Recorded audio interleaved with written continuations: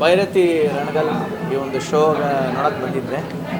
ನನಗೆ ಅನಿಸಿದ್ದೇನಂತಂದರೆ ಭೈರತಿ ರಣಗಲ್ ಒಂದು ಸಬ್ಜೆಕ್ಟ್ ಒಂದು ಕಡೆಗಾದರೆ ಶಿವಣ್ಣನೇ ಒಂದು ಸಬ್ಜೆಕ್ಟಾಗಿ ಕಾಣ್ತಾರೆ. ಅಂದರೆ ಅವ್ರನ್ನ ಬಳಸ್ಕೊಂಡಿರೋ ರೀತಿ ಇದೆಯಲ್ಲ, ಮೊದಲನೇದಾಗಿ ನನಗೆ DOP Naveen sir the science of ಶಿವಣ್ಣನ ಅವ್ರು ಚೆನ್ನಾಗಿ ಬಳಸ್ಕೊಂಡಿದ್ದಾರೆ. ಅದರ ತೆರೆ ಮೇಲೆ ಅವ್ರು ಎಷ್ಟು ಹೆಂಗೆ ಕಾಣಬೇಕು ಹೆಂಗೆ ಕಾಣಬೇಕು ಅನ್ನೋ ಒಂದು ಕೆಮಿಸ್ಟ್ರಿ ಏನಿದೆ DOP ಮತ್ತು ಹೀರೋ ನಡುವೆ ಅದು ಚೆನ್ನಾಗಿ ಕಾಣುತ್ತೆ. ಮ್ಯಾಥಮೆಟಿಕ್ಸ್ ಆಫ್ ಶಿವಣ್ಣ ಅಂತ ತೊಗೊಂಡ್ರೆ ಅವ್ರನ್ನ ಎಲ್ಲೆಲ್ಲಿ ಕಥೆಯಲ್ಲಿ ಯಾವ್ಯಾವ ರೀತಿ ಟ್ವಿಸ್ಟ್ ಬಳಸಬೇಕು ಅನ್ನೋದನ್ನು ನಿರ್ದೇಶಕರ ಸ್ಟ್ರೆಂತ್ ಕಾಣುತ್ತೆ.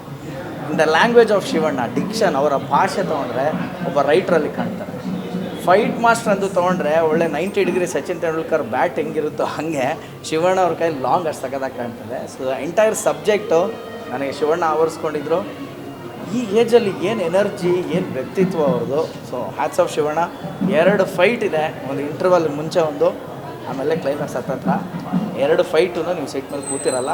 ಅದೊಂದಕ್ಕೋಸ್ಕರನಾದ್ರು ನೋಡಬೇಕು ಅಂತ ಹೇಳೋಕ್ಕೆ ಇಷ್ಟಪಡ್ತೀನಿ. That is Bhairathi Ranagal. Thank you sir. ಅಂದರೆ ಇಂಡಸ್ಟ್ರಿಗೆ ದೊಡ್ಡಣ್ಣ ಅಂತ ಅಂದರೆ ಶಿವಣ್ಣ, ಎಲ್ಲೋ ಒಂದು ಕಡೆ ಇದರಲ್ಲೂ ಅವರು ಅಣ್ಣನಾಗಿ ಕಾಣಿಸ್ಕೊಳ್ತಾರೆ ಎಲ್ರಿಗೂ ಕೂಡ. ಅದೊಂದು ರೀತಿ ಕನೆಕ್ಟ್ ಆಗುತ್ತೆ ಅಂತ ಅನ್ಸುತ್ತಲ್ವ ಆಡಿಯನ್ಸ್ಗೆ? ಅಂದರೆ ನಿಮ್ಮ ಸಿನಿಮಾ ಇಂಡಸ್ಟ್ರಿಗೆ ಅವ್ರ ಹೆಸರಲ್ಲೇ ಅಣ್ಣ ಇದೆ ಮೇಡಮ್, ಅವ್ರ ಹೆಸರಲ್ಲೇ ಅಣ್ಣ ಇದೆ. ಮತ್ತು ಅವರ ಸ್ವ್ಯಾಗ್ ಇದೆಯಲ್ಲ ಈ ಏಜಲ್ಲಿ, ಮತ್ತು ಅದನ್ನು ಲಾಂಗ್ ಹ್ಯಾಂಡಲ್ ಮಾಡಿರೋ ರೀತಿ ಇದೆಯಲ್ಲ, ಅಂದರೆ ಕೆಲವ್ರಿಗೆ ಹೇಳಿದ್ರೆ ಉತ್ಪ್ರೇಕ್ಷೆ ಆಗ್ಬೋದು. ನಮ್ಮ ಯಾವುದೋ ಹಾಲಿವುಡ್ಡಲ್ಲಿ ಸಿಲ್ವರ್ ಸ್ಟಾಲನ್ ಅವ್ರು ಇವರೆಲ್ಲ ಒಂದು ದೊಡ್ಡ ದೊಡ್ಡ ಗನ್ಗಳು ಇಟ್ಕೊಂಡು ಮಾಡೋದನ್ನ ಇವರು ಲಾಂಗಲ್ಲಿ ಕೊಡೋ ಮಜಾ ಏನಿದೆಯಲ್ಲ, ಅದೇ ಗೂಸ್ ಬಂಪ್ಸು, ಅದೇ ಅಡ್ರಿನಲ್ ರಶ್ ಆಗುತ್ತೆ ಸಿನಿಮಾ ನೋಡ್ಬೇಕಾದ್ರೆ.